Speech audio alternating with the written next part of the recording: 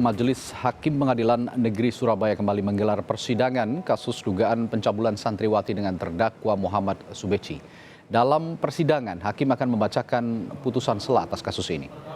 Seperti dalam persidangan sebelumnya, terdakwa Subeci mengikuti persidangan dari ruang tahanan, sementara tim kuasa hukum hadir secara langsung di ruang sidang.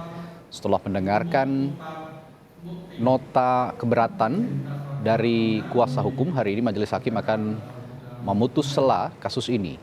Apakah bisa dilanjutkan pada pemeriksaan saksi-saksi atau tidak? Beci didakwa jaksa penuntut umum dengan pasal pemerkosaan dan perbuatan cabul kepada santrinya. Akibat perbuatannya, Beci diancam pidana maksimal 12 tahun penjara. Lalu apa hasil putusan sela dari majelis hakim? Kita tanyakan jurnalis Kompas TV Via Irmar di Pengadilan Negeri Surabaya, Jawa Timur. Via, sidang masih berlangsung. Sudah adakah putusan dari majelis hakim? Apakah menghentikan atau melanjutkan persidangan? Dan apa pertimbangan hakim? Baik, selamat siang Radi dan juga saudara. Sidang keempat dari kasus dugaan kekerasan seksual yang terjadi pada santriwati di Jombang sudah selesai pada pukul 10 pagi tadi.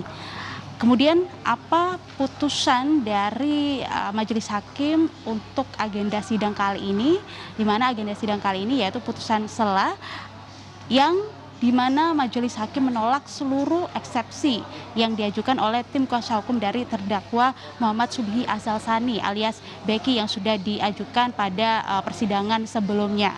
Adapun dua nota keberatan atau dua poin eksepsi yang ditolak oleh majelis hakim.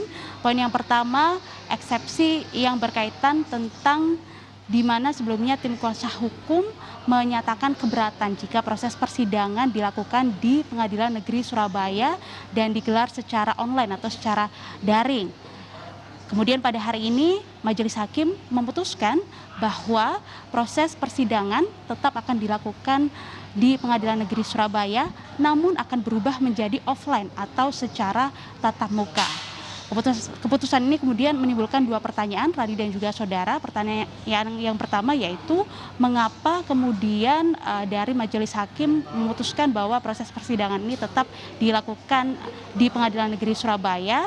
Tadi majelis hakim yang diketuai oleh Sutrisno menyatakan bahwa keputusan ini mengacu pada SK dari Mahkamah Agung yang dimana beberapa sebelumnya menyatakan bahwa proses persidangan dilakukan di Pengadilan Negeri Surabaya karena faktor keamanan. Kemudian pertanyaan kedua, mengapa persidangan berubah menjadi offline padahal sebelumnya dilaksanakan secara online atau secara daring?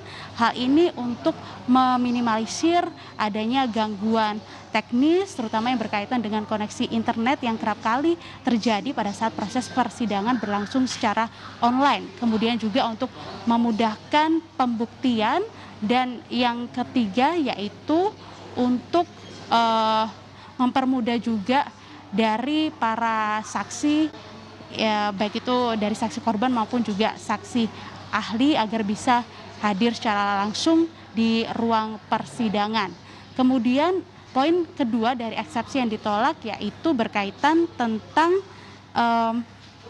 mengapa kemudian dari tim kuasa hukum terdakwa Beki ini menilai bahwa dakwaan yang dibacakan oleh jaksa penuntut umum sebelumnya dianggap tidak cermat dan juga tidak jelas. Nah, pada tadi pagi majelis hakim memutuskan bahwa dakwaan yang dibacakan sebelumnya itu sudah jelas dan sudah sah secara hukum sehingga bisa digunakan untuk proses pemeriksaan terhadap terdakwa Beki selanjutnya. Selain dua poin tadi, adapun poin yang lain dari hasil putusan sela yang dibacakan oleh majelis hakim pada siang hari ini yaitu poin yang ketiga terkait tentang pemeriksaan terhadap terdakwa Beki yang kemudian diputuskan tetap akan dilanjutkan. Nah, karena pemeriksaan ini diputuskan tetap dilanjutkan, maka artinya juga penahanan terhadap terdakwa Beki ini diperpanjang hingga 5 Oktober 2022 di rutan kelas 1 Surabaya atau rutan Medaeng, dan juga persidangan juga tetap akan dilanjutkan dengan menghadirkan beberapa saksi yang nantinya akan dihadirkan secara langsung. Kemudian poin yang keempat yaitu biaya perkara yang ditangguhkan hingga persidangan ini selesai. Radi. Baik, terima kasih jurnalis Kompas TV Via Irmar melaporkan langsung dari Surabaya.